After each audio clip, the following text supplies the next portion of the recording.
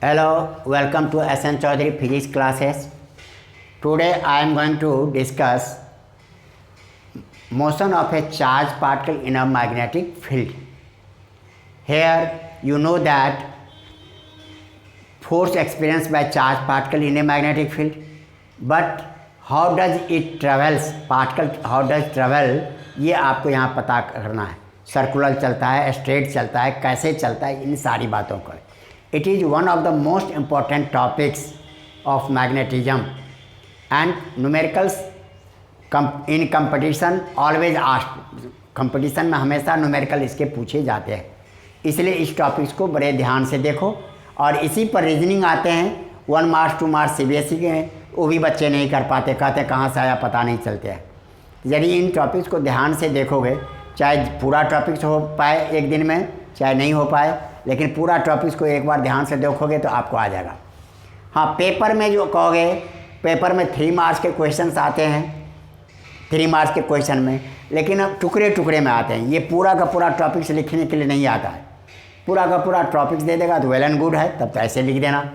यहाँ पर देखो, सबसे पहला लिखते हैं, और वीडियो देखने के बाद लाइक भी करो, शेयर एंड सब्सक्राइब करोगे तो बेटा जितने भी वीडियो हम बनाएंगे सब आपके पास अपने आप आता रहेगा. हाँ, किसी वीडियो में कोई गलती हो या कोई प्रॉब्लम आपको हो, कोई कमेंट आप कमेंट कर दो, मैं उनका रिप्लाई करने के लिए तैयार रहूँगा. अब आपके पहला इंट्रोडक्शन में the force, the magnitude of force experienced by a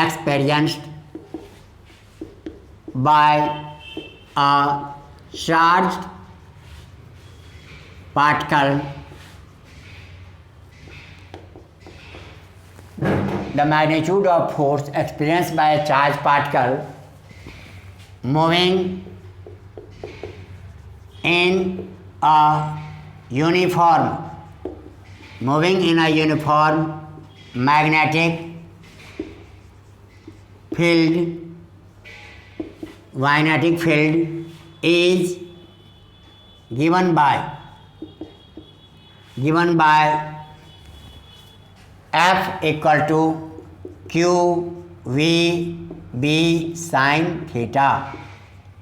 जब कोई charge particle and the direction, introduction में ये पार्ट पूछ लो, सेकेंड पार्ट में लिखो the direction of force is given by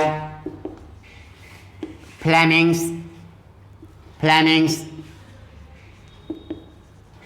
left hand rule. अब देखो और भी कई रूल है, लेकिन हम इसको फ्लेमिंग लेफ्ट हैंड रूल लिए.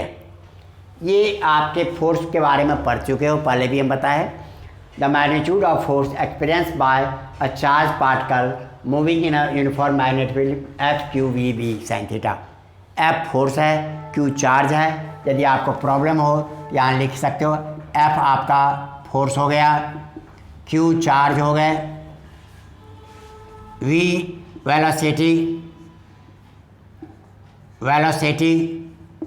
और theta angle between V and B, V और B के बीच का एंगल्स है. नोट कर लिए यहाँ पर. हेयर सी पार्ट में आज हेयर 3 केसेस अराइज. यहाँ पर 3 केस होते हैं. Arise as follows.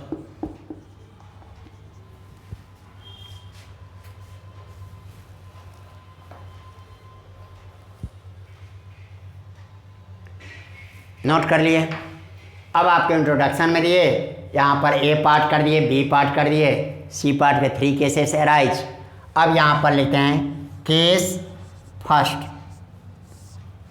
कभी कभी पेपर में केस फर्स्ट ही पूछ लेते हैं, ये सब नहीं पूछेंगे.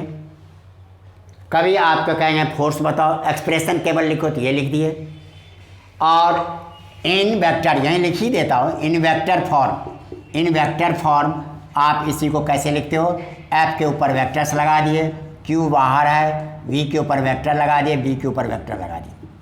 वेक्टर फॉर्म में ऐसे भी लिखते हैं, लेकिन हमें इसकी ज़रूरत यहाँ नहीं है, इसमें बच्चे कन्फ्यूज होने लगते हैं। आप simple F equal to Q V B sine theta याद रखो। When case first, when a charged particle is moving along the direction of magnetic field,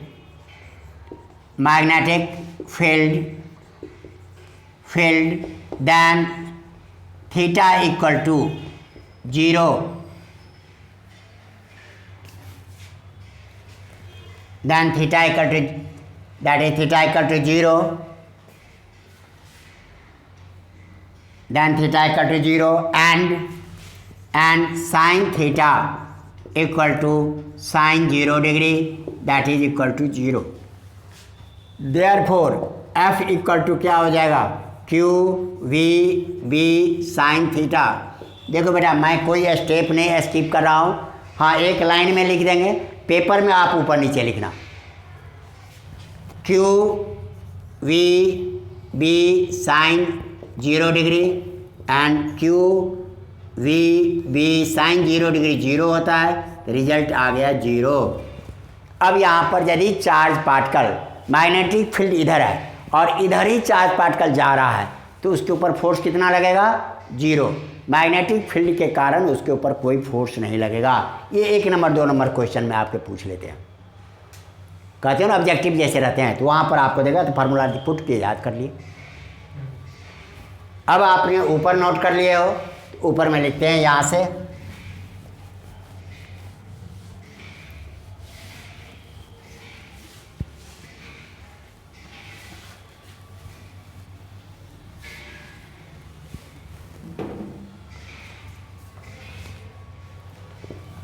अब आपके देखो second case, second when theta equal to 90 degree and that is velocity of the particle is perpendicular. समझ जाओगे बेटा, ये लिख ही देता हूँ पूरा, is perpendicular to the direction of magnetic field. अब आपके when charge theta equal to 90 degree, that is velocity of particle is perpendicular to the direction of magnetic field, then force is F equal to Q V B sin theta, Q V B sin 90 degree, यहीं पर लिख देना since theta equal to 90 degree. Next line में Q V B into 1 side में लिख देना sign 90 degree equal to 1 होता है, F equal to Q V B. This is maximum force on the particle. This is maximum force on the particle.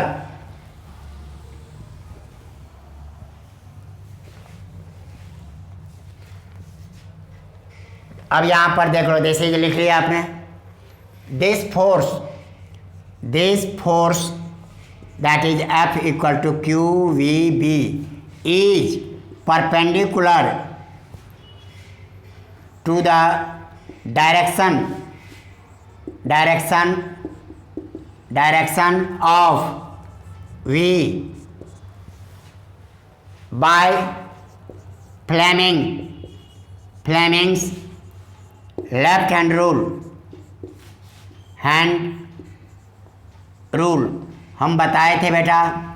जैसे F ये रहते हैं हमारे पास, क्यू वी क्रॉस बी, हमने ये बताए थे एफ जो होता है इस प्लेन के परपेंडिकुलर होते हैं।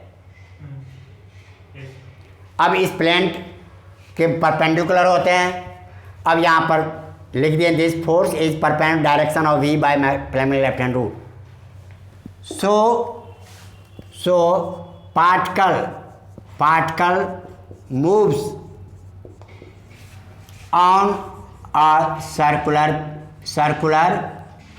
path, इसलिए पार्टिकल जो है आपके सर्कुलर पाथ पर चलते हैं। हम यहाँ डायग्राम बना दिए। अब यहाँ पर देख लो, ये पार्टिकल यहाँ पर था तो एफ इस डायरेक्शन में कर रहे हैं, और इधर आपके ये हो गए बी, एफ की डायरेक्शन, वी की डायरेक्शन, इसलिए पार्टिकल आपके सर्कुलर रास्ते पर चलेंगे। आप इधर भी लगा सकते हो, यहाँ भी लगा सकते हो, यहाँ भी लगा सकते हो, सारे के सारे फोर्स सेंटर की तरह काम करते हैं। जहाँ भी चलेंगे ये आपके वी की डायरेक्शन, वी की डायरेक्शन, वी की direction.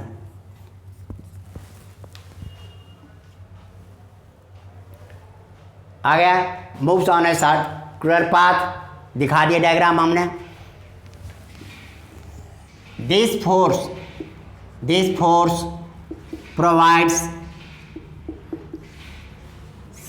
required centripetal force mv square by R के बराबर। सेंट्रीपिटल फोर्स हम किसको कहते हैं? mv square.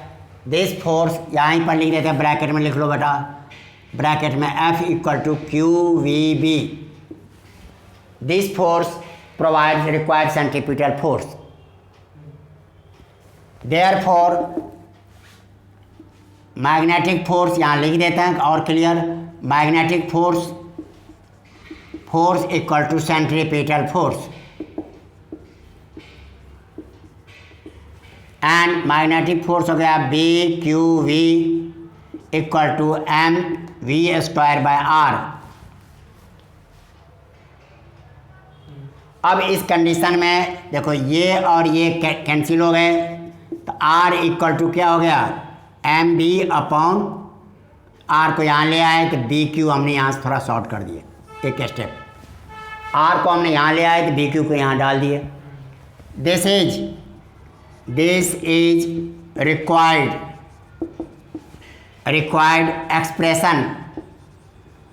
expression for radius of circular path।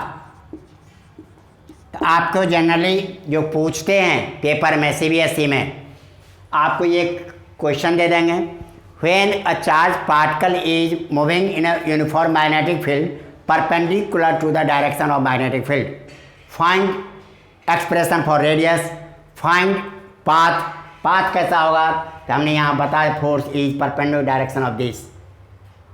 जब एक फोर्स और ये ऐसे रहते हैं सर्कुलर पाथ पर चलते हैं, इनका रास्ता हो गया सर्कुलर। अब आपके रेडियस का ये निकल गए, रेडियस के बाद हम और भी कई सारे निकाल सकते हैं। अब यहाँ पर देख लो, आपसे क्वेश्चन क्या क्या पूछते हैं, एक्सप्रेशन फॉर वेलोसिटी। देखो बेटा हम इसमें ऐड कर रहे हैं, यदि आपको ये पूछेगा तो ये भी लिखोगे।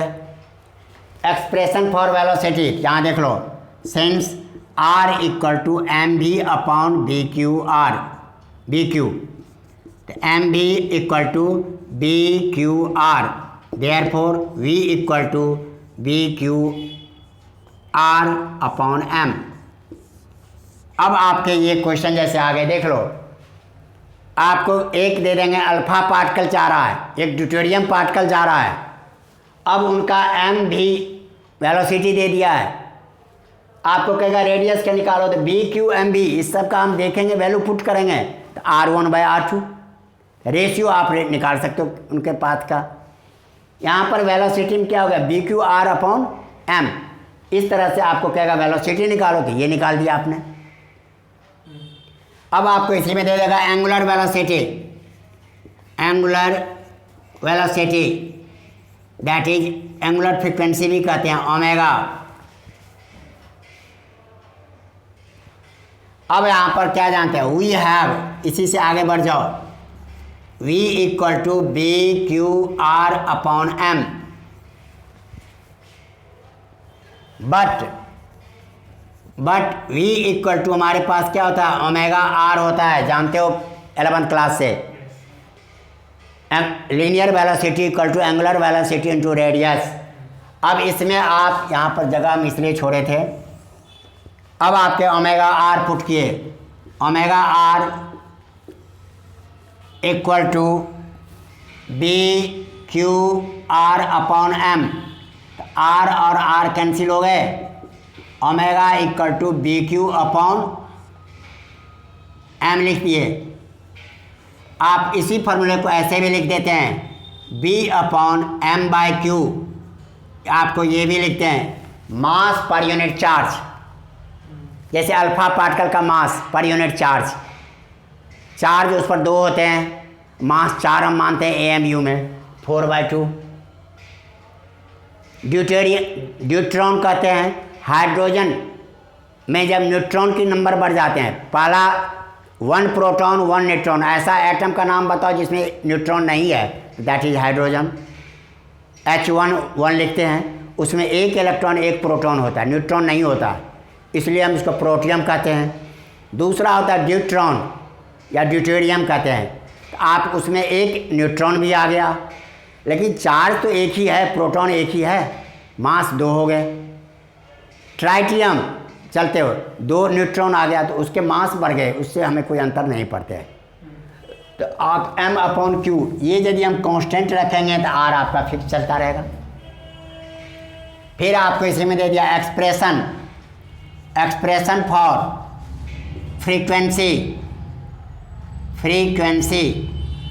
फ्रीक्वेंसी को हम नू लिखते हैं। अब देखो वी हैव, अब इसी से आगे बढ़ जाओ बेटा, omega equal to B Q upon M. But omega equal to हम क्या जानते हैं, 2 पाई न्यू, ये जानते हैं। इस आधार पर ये आपने यहाँ पर पुट कर दिया, 2 pi nu equal to B Q upon M. इस तरह से फ्रीक्वेंसी का क्या निकल गया, B Q upon 2 pi M. अब ये फ्रीक्वेंसी किस पर डिपेंड करेगा, मास पर, चार्ज पर। मैग्नेटिक फील्ड तो फिक्स ही रहता है, 2 पार्टिकल चलेंगे तो इसमें, तो आप क्यू और इसके आधार पर देख लिए, प्रोपोर्शनल टू दिस। तो इस पर बहुत सारे फार्मूले बन जाते हैं, बहुत सारे न्यूमेरिकल्स बनते हैं।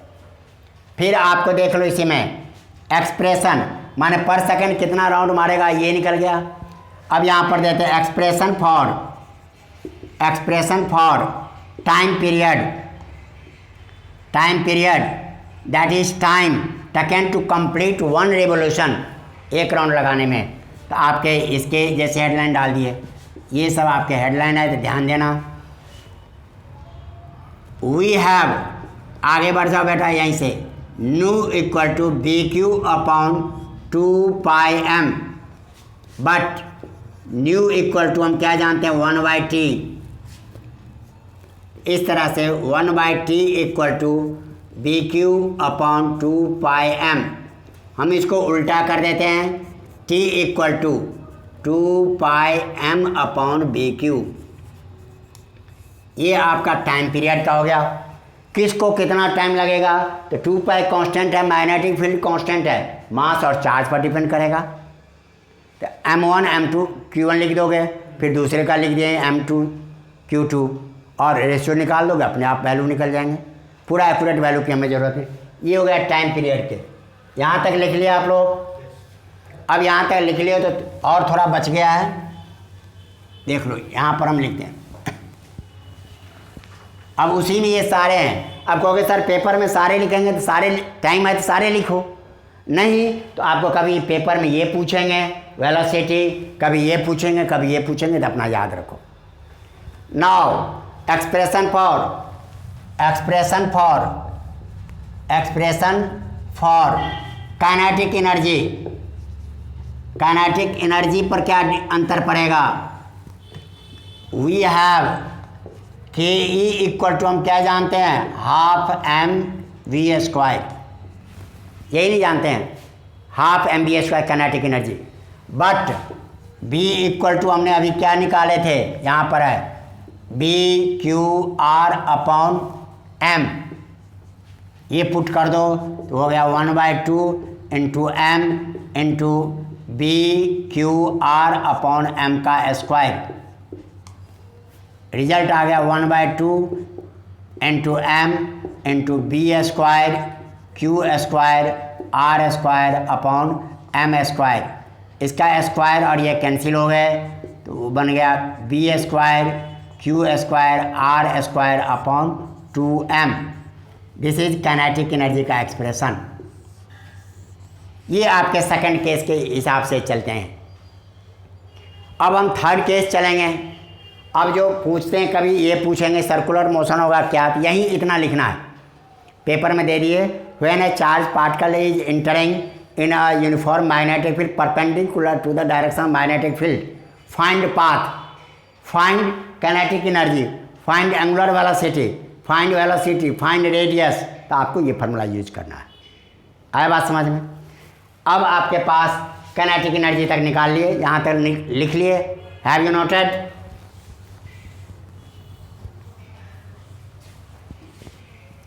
रब करो इधर।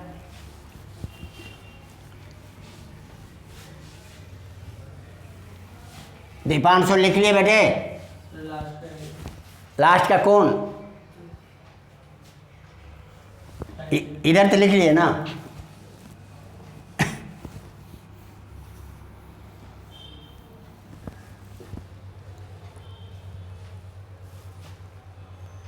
या फास्ट लिखो बेटे।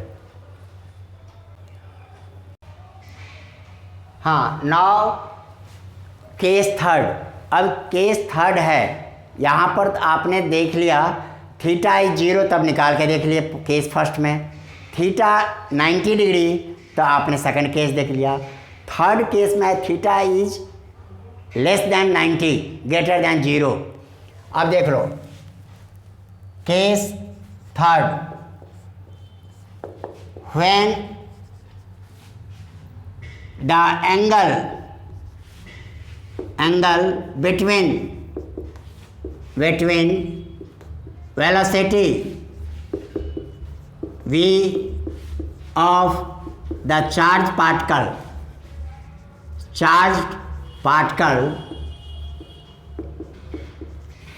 when the angle between velocity of charged particle and magnetic field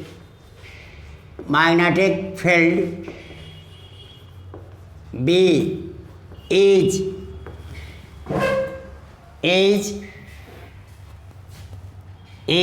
theta less than 90 greater than 0, less than 90,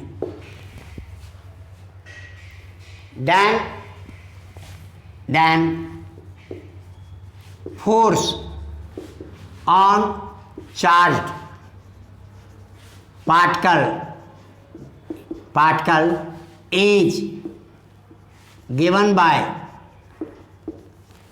F equal to Q V B sin theta। अब यहाँ पर हम ये डायग्राम दिखा देते हैं। ये डायग्राम आपका एक्स एक्सिस हो गए, ये आपके देखो वाई एक्सिस।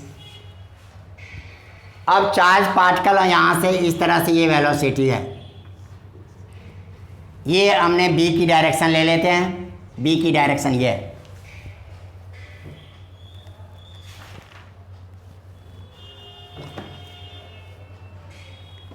अब यहाँ पर इधर वेलोसिटी ये है। अब आपके क्या देखते हो, v sin थीटा, यहाँ पर ये एंगल थीटा है। सिंपली आपको समझ में आ गया, बी और वी की वैल्यू एंगल थीटा है। अब ये थीटा जो है, पहले हम v को करते हैं, तो इस डायरेक्शन में क्या हो जाएगा इसका कंपोनेंट v cos थीटा, और इस डायरेक्शन में क्या हो जाएगा v sin थीटा। ये दो कंपोनेंट हो गए। अब इस कंपोनेंट के कारण v sin थीटा और b is perpendicular, so particle moves on a circular path. v sin theta and this is perpendicular, so particle move on a circular path. Here v sin theta and b are perpendicular to each other,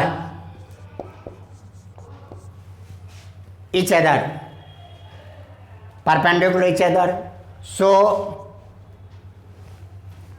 force is also perpendicular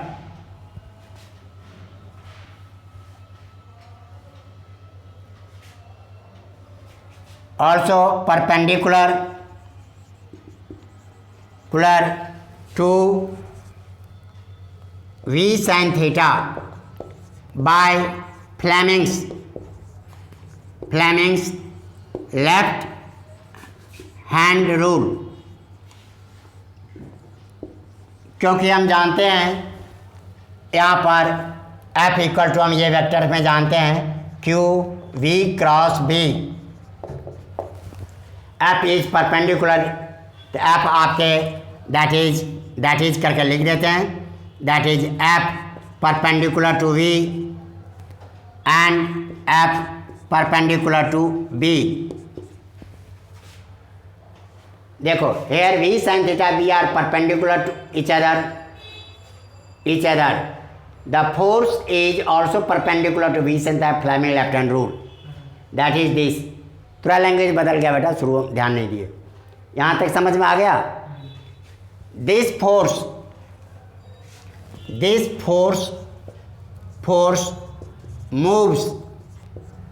moves the charged particle on a circular path and it provides required centripetal force,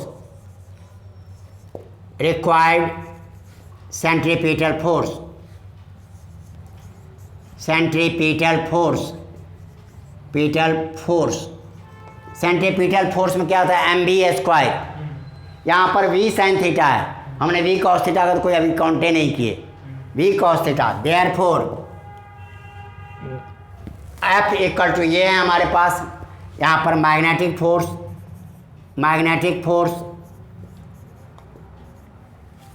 centripetal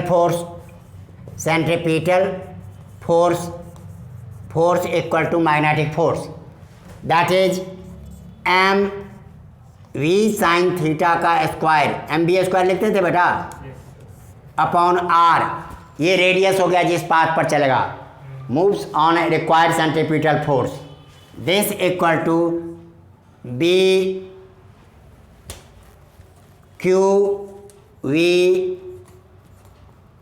b sine theta. अब यहाँ पर देख लो बेटा, square cut कर दिए तो v और sine theta cut गया, तो हमारे पास क्या बच गया, m v sine theta by r equal to q b बच गया, और इसी आधार पर r इक्वल टू, r को इंटरचेंज कर देते हैं 1 डाल के, q b equal to m v sine theta, that is r equal to m v sine theta upon q b। This is expression this is expression for radius of circular path.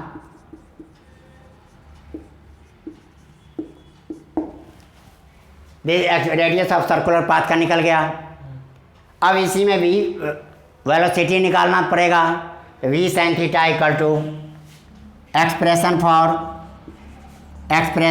For velocity, तो आपका इसी में हो जाएगा v sin theta along y लिख दिए y axis, v sin theta equal to q v r अपॉन m।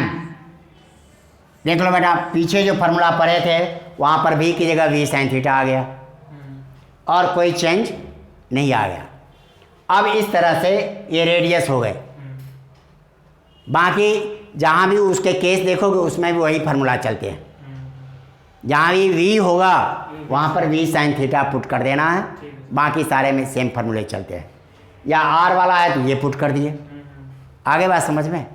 अब यहाँ पर देखो, ये लंबे चौड़े क्वेश्चंस हैं, इसलिए अब यहाँ पर व्हेन दिस पार्टिकल इज, यहाँ पर हो गया motion due to v sin theta. अब यहाँ पर निकालना ही पड़ेगा expression for angular velocity, that is omega v equal to omega r sine theta equal to Q B R upon M. R cancel हो गए, तो omega equal to Q B upon M sine theta लिख लिए, यहाँ पर आ गया। वहाँ पर क्यू बी अपॉन एम लिखते थे केवल हम। Expression for frequency, omega equal to 2 pi nu लिखते हैं। इसके आधार पर 2 pi nu equal to omega की वैल्यू हो गया Q B upon M sine theta. Nu equal to Q B upon 2 pi M sine theta. Time period इसी का उल्टा होता है, expression for time period T, time taken to complete 1 revolution. अब यहाँ पर हम क्या जानते हैं, new equal to 1/t, this equal to Q B upon 2 pi M sine theta. तो t equal to 2 pi M sine theta upon Q B, ये निकल गया हमारे पास। यहाँ तक हमने निकाल दिया। काइनेटिक के भी निकाल दो। Expression for kinetic energy, half K E equal to half M V square, that is 1/2 M. V की जगह पर हमने क्या निकाले थे बेटा, यहाँ पर वी साइन थीटा लिखे हैं। वी साइन थीटा का square, that is 1/2 into M, और वी साइन थीटा का हो गया Q B R upon M, इसका स्क्वायर। ये m कैंसिल हो जाएगा, तो Q square B square R square upon 2m बचा हुआ रह जाएगा। इसके काइनेटिक ये निकल गया हमारे पास। आए बात समझ में। आप इस तरह से इसके फॉर्मूले निकाल सकते हो। अब हमारे पास यहाँ तक लिख लिए हो तो थोड़ा और भी बचे हुए हैं। अब देख लो,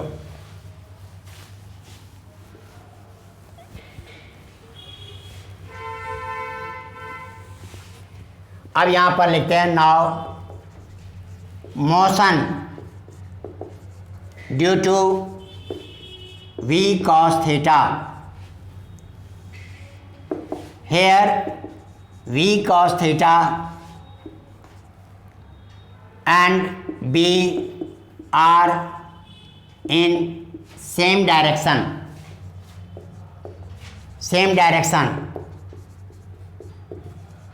So particle along this direction does not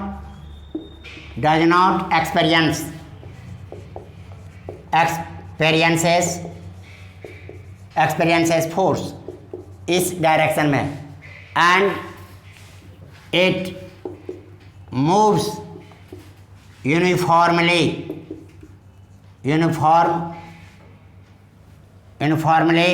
with velocity v cos theta. देखो डायरेक्शन बताए थे, v cos theta भी इधर था, b भी इधर ही था, तो उस कंडीशन में उसके ऊपर कोई फोर्स नहीं लगता है। पहला केस हम बता चुके थे। अब इसके हिसाब से तब तो v cos theta है, उसी हिसाब से चलेगा। Then distance travel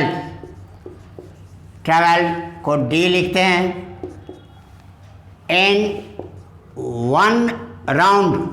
one round भी लिख देता हूँ, जैसे कि एक चक्कर लगाने में।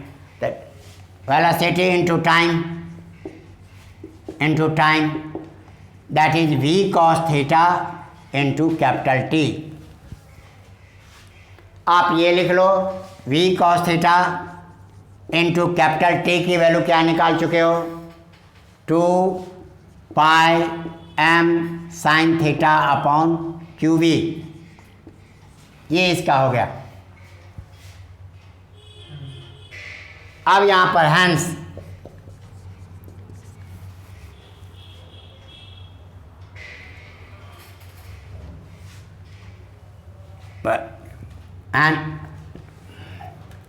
and due to this particle moves along a straight line, इसके कारण पार्टिकल स्ट्रेट लाइन में चलेगा। हैंस या therefore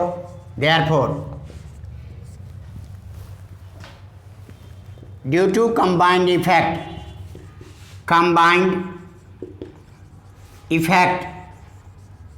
of v cos sin theta and v cos theta,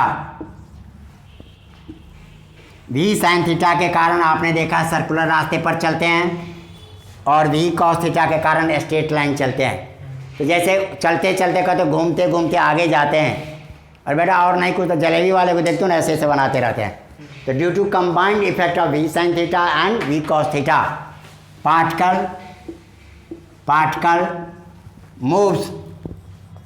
moves on a helical path। यहाँ पर हो गए। आप पीछे जो डायग्राम बनाए थे हम x इस तरह से y करके, यहाँ पर हम ऐसे केवल खींच दिए थे, तो आप इसको इस तरह से बना देना। डायग्राम हम मिटा चुके हैं, तो आप डायग्राम इसको बना देना। इस तरह से आप डायग्राम बना दिए, दिस इज हेलिकल पाथ। आया बात समझ में? अब इसमें कहोगे इतने बड़े क्वेश्चंस हैं, इसमें आपके कभी सर्कुलर वाला पूछ लेगा, कभी अलोंग सेम डायरेक्शन पूछ लेगा, कभी कंबाइंड इफेक्ट थीटा एंगल वाला पूछ लेगा। तो कोई भी क्वेश्चन पूछ सकते हैं, इस पर बहुत सारे क्वेश्चंस बनते हैं। और वीडियो आपको पसंद आए लाइक ज़रूर करना और सब्सक्राइब, जैसे कि आगे की भी वीडियो हम देते रहे आपको। Thank you.